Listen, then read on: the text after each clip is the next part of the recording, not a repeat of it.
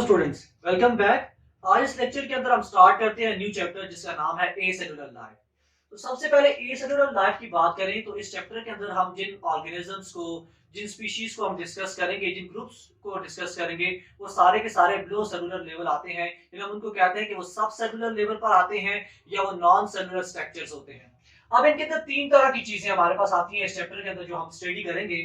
एक हमारे पास होते हैं वेरियॉन्स, दूसरे होते हैं वायरॉइड्स और तीसरी तरह के हम पढ़ेंगे पार्टिकल्स जिनको हम प्रियॉन्स कहते हैं। अगर हम विरॉन्स की बात करें तो हम, क्योंकि इस चैप्टर के अंदर हम डिटेल के अंदर स्टडी करेंगे वायरसेस को, तो वायरसेस की जो इन्फेक्शियस फॉर्म होती है जो कि सेल से रिलीज होती है उसको हम क्या कहते हैं, वायरॉन कहते हैं। ये चीज आपने समझनी है। देन हम वायरॉइड की बात करें तो वायरॉइड्स जो होते हैं हमारे पास इन्फेक्शियस आरएनएज होते हैं।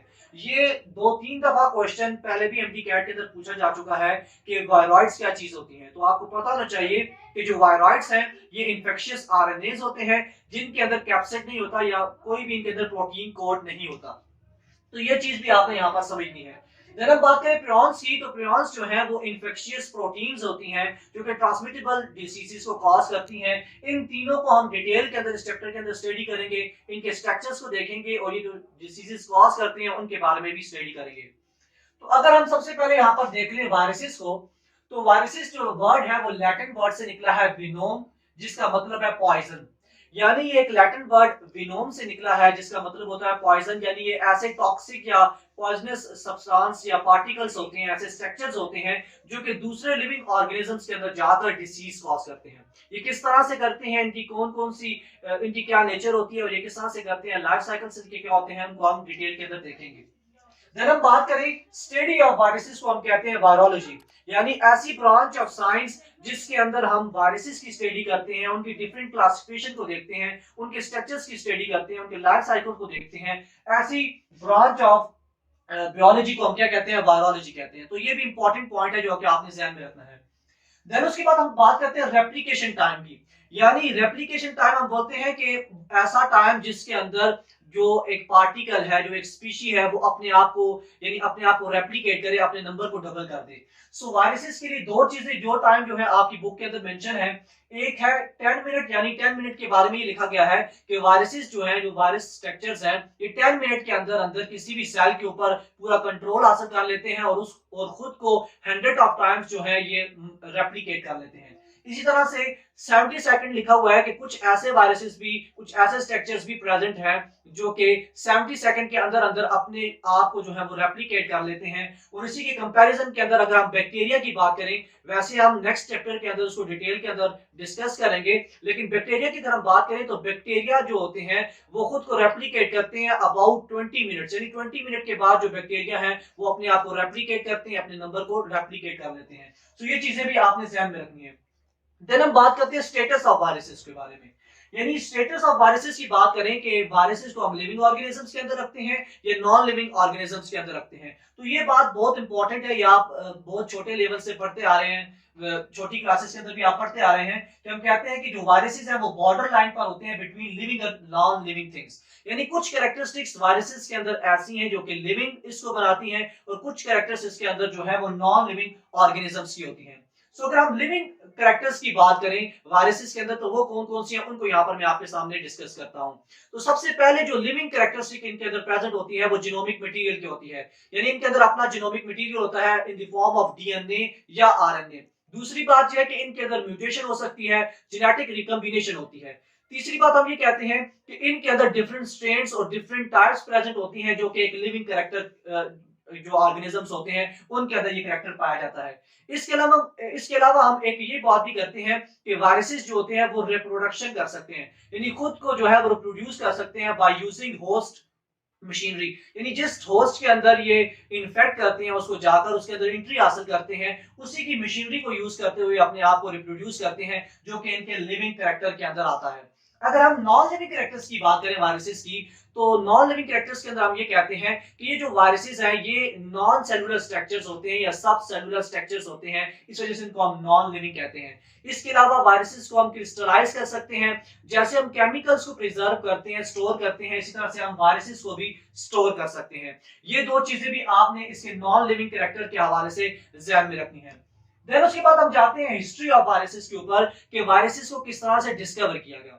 अब हिस्ट्री के अंदर इस टॉपिक के अंदर सब टॉपिक के अंदर बहुत सारे साइंटिस्ट के नाम लिखे गए हैं, जिनके अंदर चैम्बरलैंड आता है, लुइस पास्चर आता है और बहुत सारे साइंटिस्ट आते हैं। लेकिन जो एमटी कैट के हवाले से, कॉम्पिटिटिव एग्जाम के हवाले से साइंटिस्ट के नाम इंपॉर्टेंट है, वो आपके साथ यहाँ पर मैं शेयर करूंगा। एक हमारे पास साइंटिस्ट है डब्ल्यू स्टैनली, और इससे पहले एक साइंटिस्ट आया इवानुस काय। अब आपने ये बात थोड़ी सी समझनी है हिस्ट्री के हवाले से कि जब साइंटिस्ट जो है डिफरेंट डिसीजेस को स्टडी कर रहे थे, तो उनका ये कहना था कि जितनी भी डिसीजेस उस वक्त डिस्कवर हुई थी वो सारी की सारी बैक्टीरिया कॉज कर रहे थे। लेकिन एक ऐसी डिसीज आई जिसको हम टोबैको मोज़ेक डिसीज कहते हैं, जो कि टोबैको प्लांट के अंदर पाई जाती है। उनके बारे में उन्होंने जब स्टडी किया तो उन्हें पता चला कि वहां पर बैक्टीरिया जो है इन्वॉल्व नहीं है। उसके लिए उन्होंने क्या किया, वो पूरा प्रोसीजर, पूरा एक्सपेरिमेंट आपकी बुक के अंदर मेंशन है कि उन्होंने फाइन फिल्टर पेपर्स जैसे पोर्सलीन हम कहते हैं, ये इंपॉर्टेंट पॉइंट है, ये भी आपने ध्यान में रखना है कि जो उन्होंने उस वक्त फाइन फिल्टर पेपर यूज किया था उसका क्या नाम था, पोर्सलीन उसको हम कहते हैं। तो ये इंपॉर्टेंट पॉइंट है जो कि एमटी कैट के अंदर आ चुका है एक दफा, ये भी आपने ध्यान में रखना है। सो इस फाइन फिल्टर पेपर के यानी यूज करते हुए जब इससे एक्सट्रैक्ट जो टोबैको मोज़ेक वायरस जो प्लांट से लिया गया था, उसको जब यहाँ से पास किया गया, तो उनका ये मानना था साइंटिस्ट का कि जितने भी बैक्टीरिया होंगे वो यहाँ से एक्सट्रैक्ट जो जूस था टोबैको मोज़ेक प्लांट का वो अलग हो जाएगा, और जो हमारे पास दूसरा उसका जूस रह जाएगा, एक्सट्रैक्ट रह जाएगा, जब हम उसको दूसरे प्लांट के ऊपर रब करेंगे तो डिसीज कॉज नहीं होगी। लेकिन यहाँ पर साइंटिस्ट के लिए एक नई चीज ये सामने आई कि जब उन्होंने उसको यानी पोर्सलीन से उसको पास करवाया और दोबारा से हेल्दी प्लांट के ऊपर जब उसको रब करवाया, उसके ऊपर उसको अप्लाई किया, तो उन्होंने देखा कि दोबारा से टोबैको मोज़ेक डिसीज जो है वो वहां पर उनको देखने को मिली। तो यहाँ से उन्होंने ये अंदाजा लगाया और ये नई चीज कंक्लूड की कि ये जो टोबैको मोज़ेक डिसीज है, इसके अंदर बैक्टीरिया का हाथ नहीं है, बल्कि कुछ और पार्टिकल्स प्रेजेंट हैं जिनको बाद में चलकर वायरसेस का नाम दिया गया, और उस वक्त उनको फिल्टरेबल वायरसेस का नाम दिया गया। देन फिर साइंटिस्ट आया डब्ल्यू स्टैनले, जिसने क्या किया कि कंपाउंड माइक्रोस्कोप को यूज करते हुए उन स्ट्रक्चर्स को, उस जो जूस था, जो एक्सट्रैक्ट था, उसको जब स्टडी किया, तो उसने कहा कि ये सिल्वरी क्रिस्टल्स की तरह के होते हैं, और साथ में इनकी नेचर्स के बारे में बताया, यानी कि कंपोजिशन के बारे में बताया कि ये न्यूक्लियोप्रोटीन से मिलकर बनते हैं। न्यूक्लियोप्रोटीन्स हमारे पास क्या होता है, न्यूक्लिक एसिड और साथ में प्रोटीन से जो मिलकर सब्सटेंसेस बनते हैं। जैसे हम प्लांट्स और एनिमल्स के अंदर क्रोमोसोम्स की बात करते हैं, तो हम कहते हैं कि क्रोमोसोम्स ऐसे पार्टिकल्स हैं, ऐसे स्ट्रक्चर्स हैं जो कि न्यूक्लियोप्रोटीन से मिलकर बनते हैं। इसी तरह से वायरसेस के बारे में भी यही कहा जाता है कि ये भी न्यूक्लियोप्रोटीन से मिलकर बनते हैं। तो ये चीजें जो है डब्ल्यू स्टैनले ने बताई थी, तो इसी ने फिर देन क्या किया कि इलेक्ट्रॉन माइक्रोस्कोप को यूज करते हुए इन वायरसेस को, यानी उस वक्त जो डिसीज थी टोबैको मोज़ेक वायरस, उसको जब स्टडी किया तो उसने कहा कि जो टोबैको मोज़ेक वायरस है ये रॉड शेप का होता है। सो ये स्ट्रक्चर भी उसने ही डब्ल्यू स्टैनले ने बताया था। ये इंपॉर्टेंट साइंटिस्ट है, आपने बात इसकी ध्यान में रखनी है। फिर हम चलते हैं क्लासिफिकेशन के ऊपर कि वायरसेस को हम किस तरह से क्लासिफाई करते हैं।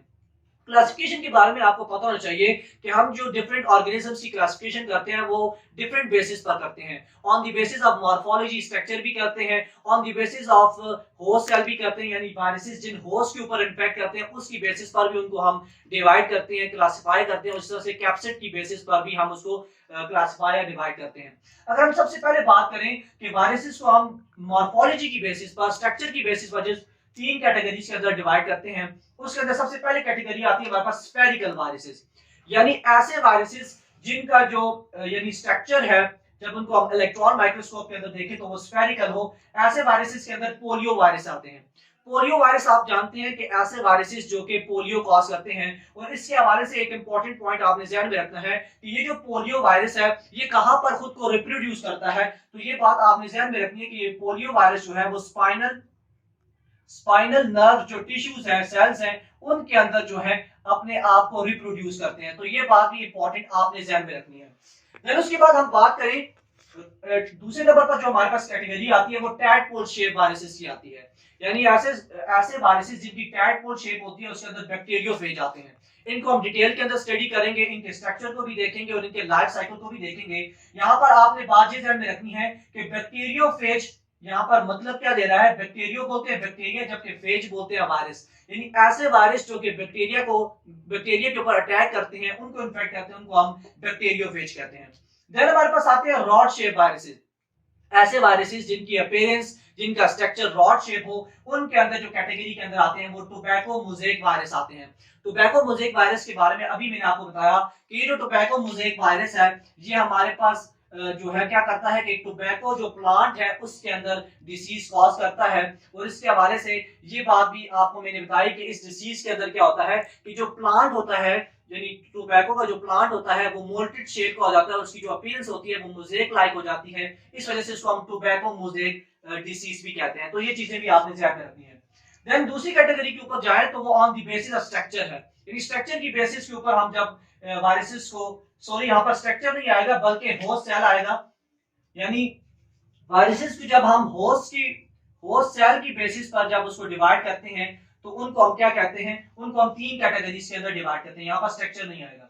तो सबसे पहले अगर हम बात करें एनिमल वायरसेस की, ऐसे वायरसेस जो कि एनिमल्स के ऊपर अटैक करते हैं, उनके ऊपर डिसीजेस कॉज करते हैं, ऐसे वायरसेस को हम एनिमल वायरसेस के अंदर इंक्लूड करते हैं। उसके अंदर कौन कौन से वायरस है, बहुत ज्यादा वायरसेस है, लेकिन कुछ कॉमन एग्जांपल्स जो है यहाँ पर मैंने लिखी है, जिसके अंदर पोलियो वायरस आते हैं, स्मॉल पॉक्स आता है। स्मॉल पॉक्स आपको पता होना चाहिए कि पॉक्सी वायरस जो है वो स्मॉल पॉक्स जो है डिसीज कॉज करता है। इस तरह से हमारे पास मीजल्स, मम्स आते हैं जो कि पैरामिक्सो वायरस कॉज करता है। इस तरह से सार्कोमा वायरस आता है जो कि एनिमल्स के अंदर कैंसर कॉज करता है। ये बड़ा इंपॉर्टेंट पॉइंट है, आपने ध्यान में रखना है कि सार्कोमा वायरस जो है वो एनिमल के अंदर कैंसर कॉज करता है।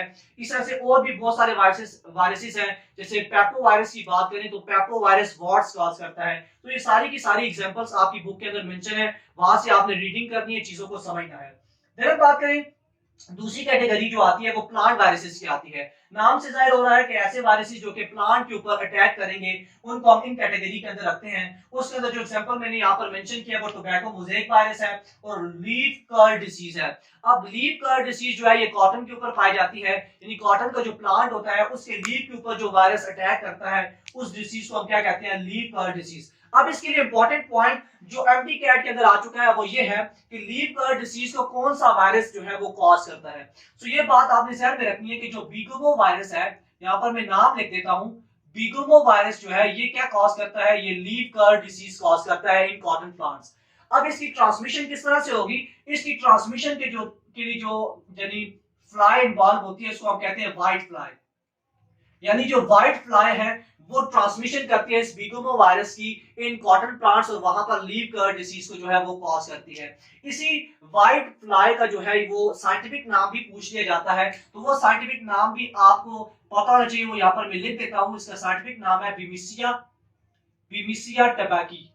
बिमिसिया टबैकी जो है इसका साइंटिफिक नेम है, और ये क्या करता है कि ये लीफ कर्ल डिसीज कॉज करता है और बिगोमो वायरस की ट्रांसमिशन के अंदर इन्वॉल्व होते हैं। सो ये दो एक्स्ट्रा पॉइंट भी आपने ध्यान में रखनी है कॉम्पिटिटिव एग्जाम के हवाले से।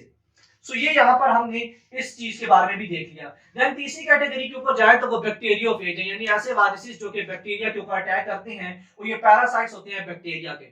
सो ये यहाँ पर हमने देख ली इसकी जो इंट्रोडक्शन है और जो इसकी क्लासिफिकेशन है उसके हवाले से बात।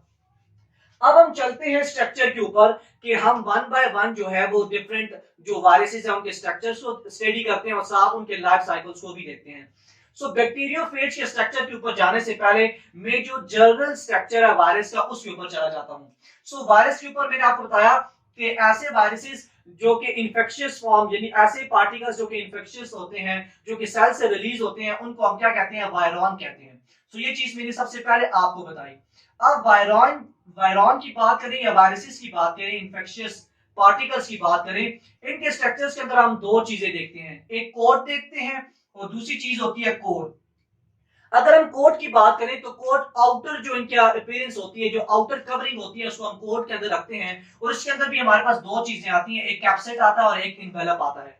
अगर हम कैप्सेट की बात करें तो कैप्सेट क्या है हमारे पास कि वायरसेस जो है उनका जो आउटर मोस्ट हम कहते हैं, कुछ वायरसेस के अंदर जो आउटर मोस्ट प्रोटेक्टिव कवरिंग होती है जो कि प्रोटीन के यूनिट से मिलकर बनती है, उसको हम कैप्सेट कहते हैं। अब ये डिफरेंट तरह के स्ट्रक्चर्स की हो सकती है, ये आइकोसाहेड्रल भी हो सकती है, स्फेरिकल भी हो सकती है, पॉलीहेड्रल भी हो सकती है। इस तरह से ये हमारे पास हॉलो शेप की भी हो सकती है। और इसी के अंदर फिर दो तरह की सिमेट्री भी हमारे पास पाई जाती है, और वो सिमेट्री हमारे पास जो है बुक के अंदर आपकी मेंशन है कि वाइकोसाइड्रल होती है या हॉलो शेप की होती है। अब जो इंपॉर्टेंट पॉइंट आपने ध्यान में रखना है कि ये जो कैप्सिड होता है ये एब्सेंट होता है वायरॉइड्स के अंदर, और यही क्वेश्चन आ जाता है एमडी कैट के अंदर कि वायरॉइड्स ऐसे पार्टिकल्स हैं जिनके अंदर कैप्सिड मौजूद नहीं होता, और कैप्सिड जिन यूनिट से मिलकर बनता है उनको हम क्या कहते हैं, कैप्सोमियर्स कहते हैं। यहाँ पर मैं लिख देता हूँ, कैप्सोमियर्स जो है ऐसे यूनिट्स हैं प्रोटीन्स के जो कि कैप्सिड की फॉर्मेशन करते हैं। अब ये कैप्सोमियर्स जो है डिफरेंट वायरसेस के अंदर डिफरेंट यानी नंबर के अंदर होते हैं। जैसे हम हर्पीस वायरस की बात करें तो हर्पी वायरस के अंदर 162 जो है कैप्सोमियर्स के यूनिट प्रेजेंट होते हैं। इसी तरह से हम एडिनो वायरस की बात करें तो एडिनो वायरस के अंदर कैप्सोमियर्स की 252 नंबर प्रेजेंट होता है, और इस तरह से पोलियो वायरस के अंदर 32 कैप्सोमियर्स प्रेजेंट होते हैं जो कि कैप्सिड की फॉर्मेशन करते हैं। देन दूसरे नंबर पर हमारे पास आते हैं इन्वेलप। इन्वेलप के बारे में आपने बात ध्यान में रखनी है, और ये आई थिंक प्रीवियस जो एमडी कैट का पेपर हुआ था वहां पर ये क्वेश्चन आया था कि इन्वेलप की जो डेरिवेशन है, जो इन्वेलप है उसके बारे में पूछा गया था। अब इन्वेलप के बारे में सबसे पहले आपने ये बात ध्यान में रखनी है कि कुछ ऐसे वायरसेस हैं जिनके ऊपर एक एक्स्ट्रा लेयर लिपोप्रोटीन की प्रेजेंट होती है जिसको हम इन्वेलप कहते हैं। और ये इन्वेलप जो है लिपोप्रोटीन की जो लेयर है ये किस तरह से डिराइव होती है, ये हमारे पास जो जिस होस्ट सेल के ऊपर ये इन्फेक्ट करते हैं, जिस होस्ट सेल के ऊपर ये अटैक करते हैं, उसकी सरफेस मेम्ब्रेन से जो चीज डिराइव होती है उसको हम इन्वेलप कहते हैं, और यही क्वेश्चन एमडी कैट के अंदर पूछा गया था। सो ये चीज आपने ध्यान में रखनी है। और ये जरूरी नहीं है कि हर वायरस के अंदर ये इन्वेलप प्रेजेंट होगा। जिन वायरसेस के अंदर इन्वेलप प्रेजेंट होता है उनको हम इन्वेलप्ड वायरसेस कहते हैं, और जिनके अंदर प्रेजेंट नहीं होता उनको हम नॉन इन्वेलप्ड वायरसेस कहते हैं। एक इंपॉर्टेंट पॉइंट जो मेंशन है आपकी बुक के अंदर वो ये है कि जो नॉन इन्वेलप्ड वायरसेस होते हैं वो ज्यादा अरसे तक सर्वाइव करते हैं outside the host cell than enveloped viruses. इसकी वजह ये है कि जो इन्वेलप्ड होता है, इन्वेलप्ड वायरसेस होते हैं या जिन वायरसेस के ऊपर इन्वेलप होती है उनको प्रोटीन्स रिक्वायर्ड होती हैं जो कि surface membrane of the host cell से उनको डिराइव होती है। एक बात ये है, और दूसरी बात ये है कि ये जो इन्वेलप होते हैं ये बहुत ही सेंसिटिव होते हैं टू डिफरेंट सेंसिटिव जो डिग्रेडेशंस होती हैं लाइट से, तो इस वजह से ये जो है लेस सर्वाइव करते हैं, यानी इनका जो लाइफ स्पैन होता है वो लेस होता है then the non envelop viruses. सो ये चीजें भी आपने ध्यान में रखनी है। एक और पॉइंट यहां पर मैं आपके साथ मेंशन कर देता हूं कि वायरसेस को जो हम डिस्ट्रॉय कर सकते हैं बाय यूजिंग अल्ट्रावायलेट रेज, यानी अल्ट्रावायलेट रेज को यूज करके वायरसेस पार्टिकल्स को, इंफेक्शियस पार्टिकल्स को जो है वो डिस्ट्रॉय किया जा सकता है। देन कोर की बात करें तो कोर जो है वायरस के स्ट्रक्चर के अंदर इनर स्ट्रक्चर्स आ जाते हैं। इसके अंदर दो चीजें आती हैं, एक जीनोमिक मटेरियल आता है, और जीनोमिक मटेरियल के अंदर हमारे पास जेनेटिक मटेरियल आ जाता है जिसके अंदर डीएनए भी हो सकता है और आरएनए भी हो सकता है। अब यहाँ पर एक और पॉइंट यहाँ पर मैं आपको बता देता हूँ कि जो एनिमल वायरसेस होते हैं इनके हवाले से बात आपने ये ध्यान में रखनी है कि animal viruses, most of the जो एनिमल वायरसेस हैं उनका जो जीनोमिक मटेरियल होता है वो आरएनए होता है, यानी उनके अंदर जो जेनेटिक मटेरियल प्रेजेंट होता है वो आरएनए होता है। ये बात भी आपने ध्यान में रखनी है। देन कोर के अंदर जो दूसरे स्ट्रक्चर्स आते हैं वो वेरियस प्रोटीन्स होती हैं और एंजाइम्स होते हैं जो कि इनके लाइफ साइकिल के अंदर और उनकी जो डिफरेंट जो प्रॉपर्टीज हैं उनके अंदर इंक्लूड होती हैं। फॉर एग्जांपल यहाँ पर मैं एग्जांपल आपको बता दूं कि ऐसे वायरसेस जो कि आरएनए स्टैंडर्ड जिनके अंदर आरएनए प्रेजेंट होता है उनके अंदर जो वायरस प्रेजेंट होते हैं वो आरएनए पॉलीमरेज होते हैं, यानी RNA dependent RNA polymerase enzymes होते हैं जो कि क्या करते हैं कि सिंगल स्टैंडर्ड आरएनए को देन कन्वर्ट करते हैं डबल स्टैंडर्ड आरएनए के अंदर और उसके जो लाइफ साइकिल है उसको कंप्लीट करने में मदद देते हैं। सो ये सारे का सारा हमारे पास जर्नल जो है वो स्ट्रक्चर का वायरसेस का। अब हम जाते हैं बैक्टीरियोफेज के ऊपर, यानी बैक्टीरियोफेज ऐसे वायरसेस होते हैं जो कि बैक्टीरिया के ऊपर अटैक करते हैं। इनके स्ट्रक्चर को यहाँ पर हम स्टडी करते हैं। सबसे पहले यहाँ पर मैंने आपको बात बताई थी कि बैक्टीरियोफेज की जो अपीयरेंस है वो कैसी होती है, इनका स्ट्रक्चर कैसा होता है, वो हमने यहाँ पर डिस्कस किया कि वो टैडपोल शेप के होते हैं। तो यहाँ पर पहला पॉइंट आपने ध्यान में रखना है कि बैक्टीरियोफेज जो होते हैं वो टैडपोल शेप के होते हैं। देन उसके बाद हम उनके साइज की बात करें तो वो 24 टू 200 नैनोमीटर साइज रखते हैं, उनकी लेंथ होती है। अब इनके स्ट्रक्चर के अंदर तीन चीजें पाई जाती हैं। एक हमारे पास कैप्सिड हेड होता है, उसके अलावा दूसरी चीज होती है वो टेल होती है, और तीसरी चीज हमारे पास टेल फाइबर्स होते हैं। ये तीन स्ट्रक्चर्स जो है इसके इस वायरस के अंदर प्रेजेंट होते हैं। ये चीजें हम इसको डिस्कस करते हैं अभी डिटेल के अंदर। अगर हम हेड की बात करें बैक्टीरियोफेज की तो हेड जो होता है वो प्रोटेक्टिव प्रोटीन कवरिंग से मिलकर बनता है जिसको हम क्या कहते हैं, कैप्सिड कहते हैं। अभी मैंने डिस्कशन की। अब इस कैप्सिड के अंदर जीनोमिक मटेरियल प्रेजेंट होता है। और अगर हम बात करें बैक्टीरियोफेज की, तो बैक्टीरियोफेज वायरस के अंदर जो जीनोमिक मटेरियल प्रेजेंट होता है वो सिंगल स्ट्रैंडेड डीएनए होता है। सो ये बड़ा इंपॉर्टेंट पॉइंट है जो कि आपने ध्यान में रखना है। इसका जो जीनोमिक मटेरियल होता है वो सिंगल स्ट्रैंडेड डीएनए होता है। देन ये जो हेड होता है, इसको टेल के साथ जो स्ट्रक्चर यहाँ पर अटैच करता है उसको हम क्या कहते हैं, उसको हम नेक कहते हैं। और इसी नेक के नीचे कॉलर होता है जो कि इन दोनों पार्ट्स ऑफ द वायरसेस को आपस में ज्वाइन करते हैं। देन ये हॉलो ट्यूब लाइक स्ट्रक्चर होता है जिसको हम टेल कहते हैं। और ये शीट कॉन्ट्रैक्टाइल शीट से मिलकर बनता है, जिसके थ्रू क्या होता है कि जब ये वायरस अपने होस्ट के ऊपर अटैक करता है तो ये जेनेटिक मटेरियल इस ट्यूब के थ्रू उस होस्ट सेल के अंदर इंजेक्ट हो जाता है। तो ये इस ट्यूब का काम होता है। देन यहाँ पर इस जो टेल है इसके एंड के ऊपर स्ट्रक्चर प्रेजेंट होता है जिसको हम क्या कहते हैं, इसको हम कहते हैं जी बेस प्लेट्स। अब इन बेस प्लेट का क्या काम है इसके ऊपर भी हम थोड़ी सी डिस्कशन करते हैं। ये बेस प्लेट और ये जो टेल फाइबर्स होते हैं ये मिलकर क्या करते हैं कि इस वायरस को अटैचमेंट यानी होस्ट सेल के ऊपर अटैच होने में, उसकी सरफेस के ऊपर अटैच होने में मदद देते हैं। और इन बेस प्लेट्स के अंदर से एक एंजाइम निकलता है जिसको हम क्या कहते हैं, लाइसोजाइम्स। लाइसोजाइम्स का फंक्शन क्या है कि ये ऐसा एंजाइम है जो कि होस्ट सेल की सेल वॉल को डिस्ट्रॉय करता है, उसको तोड़ता है, उसकी ब्रेक डाउन करता है ताकि ये जो जेनेटिक मटेरियल है इस ट्यूब से इंजेक्ट हो जाए उस होस्ट सेल के अंदर। सो उसकी सेल वॉल को कौन वहां पर रिमूव करता है, उसको कौन ब्रेक डाउन करता है, वो लाइसोजाइम करता है जो कि यहाँ पर टेल के एंड पार्ट के ऊपर यानी बेस प्लेट के अंदर प्रेजेंट होता है।